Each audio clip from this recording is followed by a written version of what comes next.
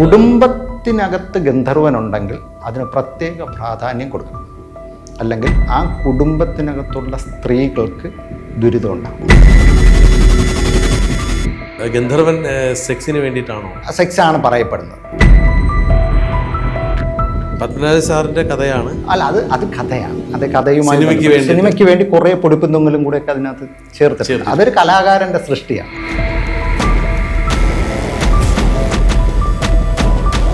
ചില പഴയ ഇടിഞ്ഞു പൊളിഞ്ഞു കിടന്ന തെക്കതുകൾ അല്ലെങ്കിൽ ക്ഷേത്രങ്ങൾ പൂജകളില്ലാതെ വരുന്ന അവസരം വന്നു കഴിഞ്ഞാൽ അത് പുറത്തേക്ക് പോകപ്പെടും. അപ്പോൾ ഈ യാത്രയുടെ ഭാഗമായി സ്ത്രീകളുമായി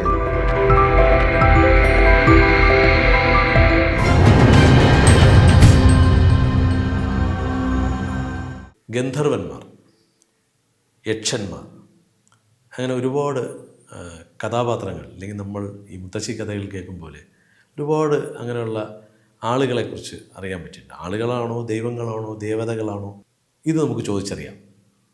എന്നോടൊപ്പം ഇന്ന് നമ്മുടെ സ്റ്റുഡിയോയിൽ മനുചേട്ടനാണ്. ചേട്ടാ, സ്വാഗതം. നമസ്കാരം. ഞാൻ ഗന്ധർവൻ സിനിമ കണ്ടതുമുതൽ ഗന്ധർവൻ ഇത്രയൊക്കെ ഒരു പ്രാധാന്യമുണ്ടോ? നമ്മൾ കണ്ടില്ലേ, സിനിമയിലൊക്കെ അത് പട്ടിയായിട്ട് മാറുന്നു, ചിത്രശലഭമായിട്ട് പോകുന്നു, ആ പെൺകുട്ടിക്ക് മാത്രം കാണാൻ പറ്റുന്നു.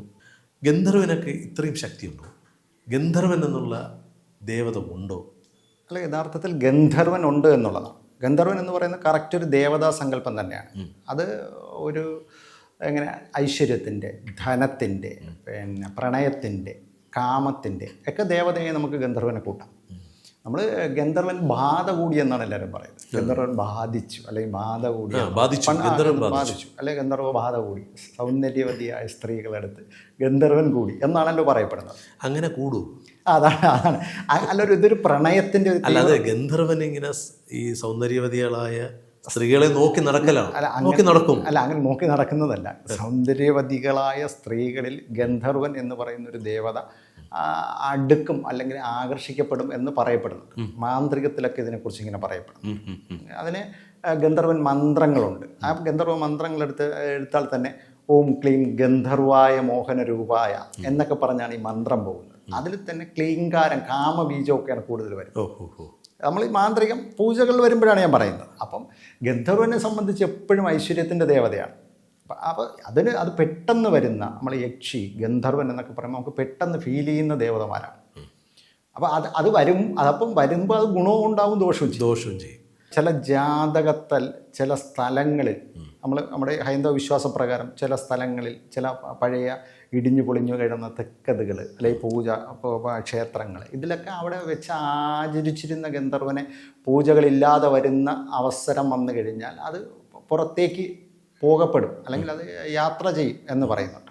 അപ്പോൾ ഈ യാത്രയുടെ ഭാഗമായി സ്ത്രീകളുമായി ഇതിന് എന്തൊക്കെയോ ഒരു കണക്ക് പറയുന്നു, സ്ത്രീയുടെ ലക്ഷണം പറയുന്നു. അപ്പോൾ ആ പറയുന്ന സ്ത്രീകളിൽ ഇത് പെട്ടെന്ന് എത്തപ്പെടുമെന്ന് പറയപ്പെടുന്നുണ്ട്. പെട്ടെന്ന് സ്ത്രീയിലേക്ക് അടുക്കപ്പെടും. ഭർത്താവുമായിട്ടുള്ളൊരു ജീവിതം നേരെ ചെവി നടക്കില്ല. നമ്മൾ സാധാരണ ഈ വിവാഹം കഴിഞ്ഞിട്ടുള്ള കുഞ്ഞുങ്ങൾ, കുട്ടികൾ, ഇങ്ങനെയൊക്കെ അങ്ങനെയുള്ള അല്ല. ഈ ഗന്ധർവൻ കൂടുന്നത് അല്ലെങ്കിൽ ഗന്ധർവൻ ആവേശിക്കുന്നത് ഈ കല്യാണം കഴിയാത്ത കുട്ടികൾ അല്ല, കല്യാണം കഴിഞ്ഞവരിലും ആവേശിച്ചതായിട്ട് പറയപ്പെടുന്നു. മാന്ത്രികവുമായിട്ട് ബന്ധപ്പെടുമ്പം അത് ഗന്ധർവൻ കല്യാണം കഴിഞ്ഞ സ്ത്രീകളിലും ഗന്ധർവ ബാധയുണ്ടായി എന്ന് പറയപ്പെടുന്നുണ്ട്. അനുഭവങ്ങളുണ്ട്. അത് അവർക്ക് എന്താണ് ഈ ഗുണങ്ങൾ എന്തെങ്കിലും ഉണ്ടോ? ഇങ്ങനെ ഒരു ഗുണം ഐശ്വര്യമായിരിക്കും, എപ്പോഴും ഐശ്വര്യമായിരിക്കും. പ്രായം തോന്നില്ല, ആ സ്ത്രീയെ കണ്ടല്ല പ്രായം തോന്നില്ല എന്ന് പറയും. പിന്നെ സർവ്വ സമ്പൽ സമൃദ്ധികൾ ഉണ്ടാകും. ഒരു കുടുംബത്തിനാണോ, ആ സ്ത്രീക്ക് മാത്രം? ആ കുടുംബത്തിന്, ആ സ്ത്രീക്ക് എപ്പോഴും രക്ഷയായി നിൽക്കുമെന്ന് പറയപ്പെടുന്നു. മറ്റൊരു ഭാഗത്ത് പറയുന്നുണ്ട് ആ കുട്ടിയുടെ കല്യാണം ഒരിക്കലും നടക്കില്ല എന്ന്. അല്ല, ഇപ്പോൾ കല്യാണം കഴിഞ്ഞാൽ അത് കുടുംബത്തിനകത്തുള്ള ഗന്ധർവന്മാരൊക്കെയാണ്. കല്യാണം കഴിഞ്ഞാൽ കുടുംബത്തിന് ഐശ്വര്യമായിട്ട് നിൽക്കും എന്നുള്ളതാണ്.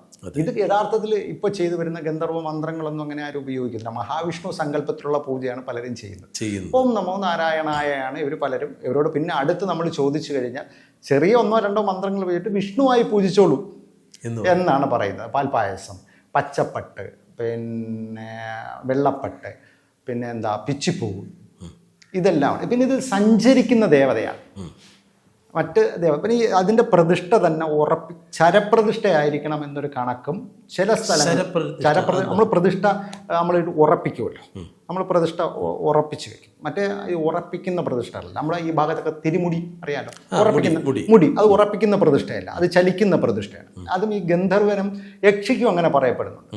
രണ്ടഭിപ്രായം ഉണ്ട് കേട്ടോ, മറ്റൊരു അഭിപ്രായം ഉണ്ട്, അങ്ങനെയല്ല ഇതിനെ പ്രതിഷ്ഠിക്കണം, അഷ്ടബന്ധമിട്ട് പ്രതിഷ്ഠിക്കണമെന്ന് പറയപ്പെടുന്നുണ്ട്. ചില ആചാര്യന്മാർ പറയുന്നു ഇതിനെ അഷ്ടബന്ധ കൂട്ടിട്ട് പ്രതിഷ്ഠിക്കരുത് എന്ന് പറയുമ്പോൾ എടുത്ത് വെക്കുക മാത്രമേ ചെയ്യാവൂ, അതിനെ ബന്ധിക്കരുത്.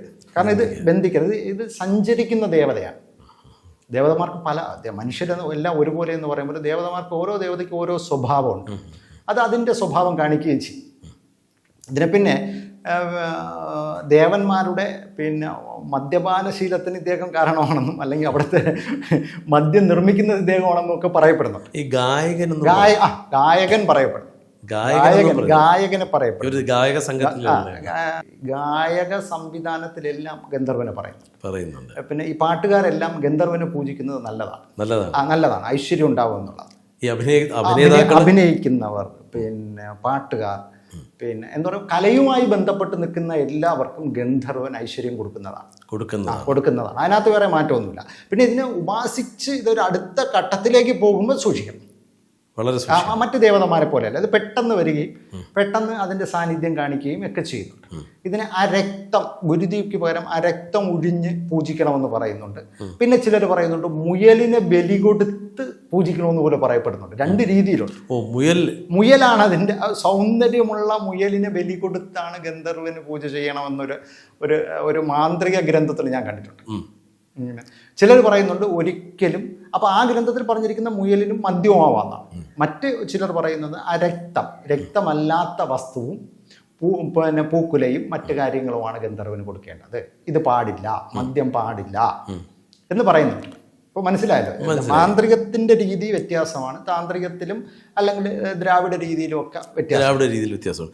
ഈ ഗന്ധർവൻ നേരത്തെ നമ്മൾ പറഞ്ഞു ഒരു സ്ത്രീയിൽ ആവേശിച്ചു കഴിഞ്ഞാൽ ഗുണങ്ങളുണ്ട്, ദോഷങ്ങൾ എന്തൊക്കെയായിരിക്കും? ദോഷങ്ങൾ ഒരിക്കലും പിന്നെ കറക്റ്റായി പറയുന്ന ഭർത്താവുമായിട്ട് ഒന്നിച്ചു പോകില്ല ആ സ്ത്രീ. ഭർത്താവിന് ഒരിക്കലും ഗന്ധർവൻ കൊടുക്കുന്ന ആ ഒരു പിന്നെ ഐശ്വര്യം കൊടുക്കാൻ പറ്റില്ല.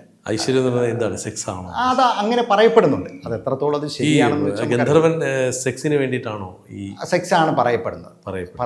സ്ത്രീയിൽ ഉദ്ദേശിക്കുന്നത് സെക്സ് തന്നെയാണ്, അത് തന്നെയാണ് പറയപ്പെടുന്നത്. അപ്പോൾ ആ ഒരു സെക്സ് എന്ന് പറയുമ്പം ഒരു ഭാര്യ എങ്ങനെയാണോ അങ്ങനെ ഗന്ധർവൻ കൂടിയാൽ ആ സ്ത്രീക്ക് അനുഭവം ഉണ്ടാവും എന്നാണ്. അല്ല, ഭർത്താവിൻ്റെ ഒരു സ്ത്രീക്ക് ഭർത്താവ് എങ്ങനെയാണോ അതേ കണക്കായിരിക്കും ഗന്ധർവന്റെ ആവേശിച്ചാൽ. അപ്പോൾ കുടുംബജീവിതം മറ്റൊരു പുരുഷനെ അടുപ്പിക്കില്ല എന്ന് പറയപ്പെടുന്നുണ്ട്.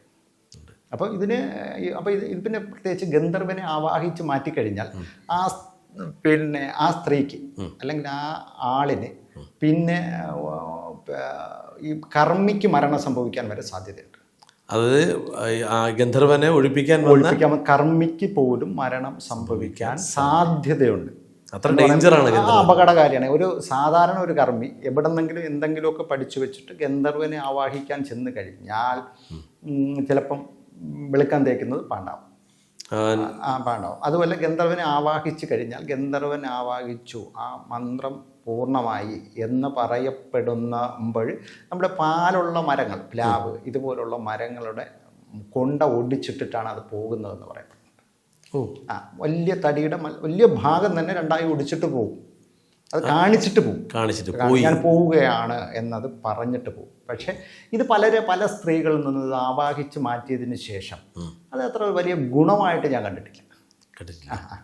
ജീവിതം പിന്നെ വലിയ ഒരു പഴയ ഒരു പ്രസരിപ്പോ പഴയ ഒരു ആഢ്യത്വം കുറേശ്ശെ നശിക്കുന്നത് അല്ലെങ്കിൽ പിന്നോട്ട് പോകുന്നതായി കണ്ടിട്ടുണ്ട്.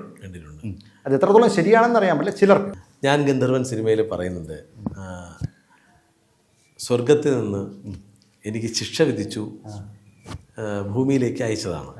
എൻ്റെ ശിക്ഷാകാലാവധി കഴിയുമ്പോൾ തിരിച്ച് അങ്ങോട്ട് പോകണം.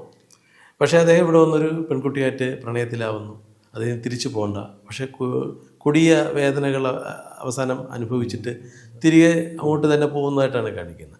അങ്ങനെ ഒരു സ്വർഗത്തിൽ ദേവേന്ദ്രനും അല്ലെങ്കിൽ അത്തരം ദേവതമാരും ഈ ഗന്ധർവൻ അങ്ങനെ ശിക്ഷ വിധിച്ച് ഭൂമിയിലേക്ക് വിടുന്നതാണോ? അതല്ല, ഇത് ദേവതമാരിൽപ്പെട്ട ഒരു അവതാരം, അല്ലെങ്കിൽ ആ ദേവതമാരിൽപ്പെട്ട ഒരു ദേവത തന്നെയാണ് ഗന്ധർവൻ. പത്മനാഭ സാറിൻ്റെ കഥയാണ്. അത് കഥയാണ്. അത് കഥയുമായി സിനിമയ്ക്ക് വേണ്ടി കുറേ പൊടിപ്പുന്തെങ്കിലും കൂടെയൊക്കെ അതിനകത്ത് ചേർത്ത് അതൊരു കലാകാരൻ്റെ സൃഷ്ടിയാണ്, അദ്ദേഹത്തിൻ്റെ അവകാശം കൂടിയാണ് അതൊക്കെ. ഇത് ഗന്ധർവൻ മറ്റു ദേവതമാർ, നമ്മുടെ വിഷ്ണു എന്ന് പറയും പോലെ തന്നെ ഗന്ധർവൻ ദേവതയാണ്. ഈ ഗന്ധർവനെ പൂജിക്കുന്നത് കൊണ്ട് നമുക്ക് എന്തെങ്കിലും പ്രശ്നം ഉണ്ടാകാൻ സാധ്യതയുണ്ടോ? അല്ലെ, ഞാനിപ്പോൾ അമ്പലത്തിൽ പോകുമ്പോൾ ഗന്ധർവന് ഈ പൂജാദ്രവ്യങ്ങൾ വയ്ക്കുന്നു, നമ്മൾ പ്രാർത്ഥിക്കുന്നു, അത് ശരിയായ ദിശയിലാണോ എന്നൊന്നും അറിയില്ല. അങ്ങനെയൊക്കെ ചെയ്ത് കഴിഞ്ഞാൽ എന്തെങ്കിലും ദോഷം വരാൻ? അല്ല, ഗന്ധർവന് പ്രാർത്ഥിക്കുന്നതുകൊണ്ട് ഒരു ദോഷമില്ല. ഗന്ധർവന് പ്രാർത്ഥിക്കുന്നതുകൊണ്ടോ, ഗന്ധർവന് പിന്നെ നിവേദ്യം സമർപ്പിക്കുന്നതുകൊണ്ടോ, ഗന്ധർവനെ ആചരിക്കുന്നതുകൊണ്ടോ ഒന്നും ഒരു കുഴപ്പമില്ല. ഇത് ഗന്ധർവൻ അറിഞ്ഞോ അറിയാതെയോ ബാധയായി ചിലയിടത്ത് വരും എന്ന് പറയുമ്പോൾ ദുരിതമായി ചിലർക്ക് വരും. അപ്പം അതിലേക്ക് ചെല്ലുമ്പോഴാണ് പ്രശ്നം. പിന്നെ ഏത് ദേവതയെക്കുറിച്ച് നമ്മൾ എന്ത് ചെയ്യുമ്പോഴും ആ ദേവതയുടെ അനുവാദം വാങ്ങി ചെയ്യണമെന്നുള്ളതാണ്. അതെല്ലാം ഇതുപോലുള്ള ദേവതമാരുടെ അടുത്ത് പെട്ടെന്ന് നമുക്ക് ഒരു അനുഭവത്തിലേക്ക് വരപ്പെടുന്നുണ്ട്. ഗന്ധർവനൊക്കെ അങ്ങനെ പെട്ടെന്ന് അനുഭവത്തിലേക്ക് വരുന്ന ദേവതയാണ്. അതിനകത്ത് വേറെ ഒരു മാറ്റം. ഇതിനകത്ത് പിന്നെ നമ്മുടെ പിന്നെ ദ്രാവിഡ ആചാരപ്രകാരം പനയുടെ കമ്പ് ഒക്കെ ഗന്ധർവൻ പന തണ്ടിനെ ചെത്തി ഒരു കമ്പ് പോലെ ആക്കി പിന്നെ ഗന്ധർവൻ ആയി സങ്കല്പിച്ച് പ്രതിഷ്ഠിക്കാറുണ്ട്. ശരപ്രതിഷ്ഠ നടത്താറുണ്ട്. വിഗ്രഹപ്രതിഷ്ഠയുള്ളടവും ഉണ്ട്. പക്ഷെ ഇത് അതിസൗന്ദര്യ സ്വരൂപത്തിലുള്ള ഭഗവാൻ, സുന്ദരനാണ്. നമുക്കിപ്പോൾ സുന്ദരന്മാരെ എല്ലാവരെയും ഗന്ധർവൻ എന്ന് പറയാം. തീർച്ചയായും പറഞ്ഞ മനസ്സിലായില്ല? തീർച്ചയായും എല്ലാവരെയും പറയാം. അതുപോലെ അതിസുന്ദരനാണ്. നല്ല പിന്നെ അനുഗ്രഹകല കൂടുതലുള്ള ദേവതയാണ്. അനുഗ്രഹകല എത്രത്തോളം കൂടുതലുണ്ടോ അത് അത്രയും കൂടുതൽ നിഗ്രഹകലയും കാണും. ഒരു ദേവത അനുഗ്രഹകലയുണ്ട് എന്ന് പറയുമ്പോൾ തന്നെ ആ ദേവതയ്ക്ക് നിഗ്രഹകലയും കൂടുതലായിരിക്കും. അപ്പം ആ ദേവതയുടെ അടുത്ത് പോകുമ്പോൾ അത്രത്തോളം ഭയം, ഭക്തി, ബഹുമാനം വേണം. ഭക്തി വേണം, ബഹുമാനം വേണം. ഇത് ഗന്ധർവനാണ്. ഇത് നമ്മളിലേക്ക് പെട്ടെന്ന് എത്താൻ പറ്റും. ദേവതയെ നമുക്ക് പെട്ടെന്ന് അടുത്ത് നമ്മളിലേക്ക് എത്തിച്ചേരാൻ പറ്റും. പിന്നെ ഇതിൻ്റെ കർമ്മങ്ങൾ തന്നെ ഒരുപാട് രീതികളുണ്ട്. തുള്ളൽ നമ്മുടെ ദ്രാവിഡ രീതി പറയുന്ന തുള്ളലുകൾ, പിന്നെ അരത്ത ഒഴിയുക, ഞാൻ പറഞ്ഞു രക്തം കൊണ്ടുള്ള പൂജ വേറെ പറയുന്നുണ്ട്. മുയൽ ബലി പറയുന്നുണ്ട്, നേരത്തെ പറഞ്ഞിട്ടുണ്ട്. മുയൽ ബലി പറയുന്നുണ്ട്. അങ്ങനെ പല രീതിയിൽ ഒരുപാട് ശാഖകളും ഉപശാഖകളുമായി കിടക്കുന്നുണ്ട്. പക്ഷേ ഇപ്പോൾ ഇവിടെ ഏകദേശം ആചരിച്ചു വരുന്നത് വൈഷ്ണവ സങ്കല്പത്തിൽ മാത്രമാണ്. മാന്ത്രികർ അല്ലാത്തവരുള്ളവരെല്ലാം ആചരിക്കുന്നത് വൈഷ്ണവ സങ്കല്പം. അതിന് വലിയ ഡേഞ്ചർ ഒന്നുമില്ല. ഓം നമോ നാരായണ, അതിനകത്തുള്ള യഥാർത്ഥത്തിൽ നമ്മൾ ആ തന്ത്രിമാരോടും മറ്റുള്ളവരോടും ഒക്കെ ചോദിക്കുമ്പോൾ തന്നെ പറയുന്നത് ഓം നമോ നാരായണയാണ്. നാരായണ സങ്കല്പത്തിലാണ് പൂജിക്കുന്നത്. പാൽപായസമാണ്, മറ്റു വിഷയങ്ങളൊന്നുമില്ല. അപ്പോൾ ഗന്ധർവനെ ചെന്ന് കണ്ട് തൊഴുത് നമസ്കരിച്ചാൽ നല്ലതാണ്. കുടുംബത്തിനകത്ത് ഗന്ധർവനുണ്ടെങ്കിൽ അതിന് പ്രത്യേക പ്രാധാന്യം കൊടുക്കണം. അല്ലെങ്കിൽ ആ കുടുംബത്തിനകത്തുള്ള സ്ത്രീകൾക്ക് ദുരിതം ഉണ്ടാവും. അത് ഉറപ്പാണ്. പുരുഷന്മാർക്കും ഉണ്ടാവും, രണ്ടുപേർക്കും. എന്ന് പറയുമ്പോൾ അംഗവൈകല്യമുള്ള കുഞ്ഞുങ്ങളുണ്ടാവുക, ഇങ്ങനെയൊക്കെ പറയപ്പെടുന്നുണ്ട്. പിന്നെ കുടുംബത്തിനകത്തുള്ള സ്ത്രീകൾക്ക് പെട്ടെന്ന് മരണം സംഭവിക്കുക, സ്ത്രീകളുടെ ഭർത്താക്കന്മാർക്ക് പെട്ടെന്ന് മരണം സംഭവിക്കുക, ഇങ്ങനെയൊക്കെയുള്ള കാര്യങ്ങൾ ഇതില്ലെങ്കിൽ സംഭവിക്കുമെന്ന് പറയാൻ. എന്തായാലും ഗന്ധർവൻ നല്ലതാണ്. നല്ലതാണ്. ഐശ്വര്യ ഗന്ധർവനാണ്.